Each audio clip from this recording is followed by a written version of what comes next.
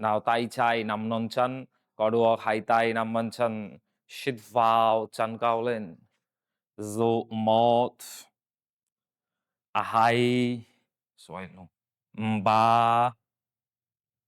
bốn, năm, sáu, thả chân xuống, hít vào hai tay lên, thẳng tay, tay cao lên, gập chân phải lên, nào xuống chân trái gối, mông xuống,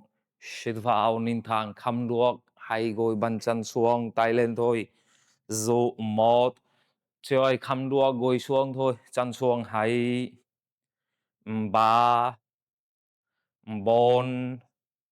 năm, gối một chút thôi cái này, sáu nhìn thẳng mông xuống nó đấy, một tay inside, ok, tay trái nắm bàn chân, hai tay chắp tay, nhìn thẳng, một,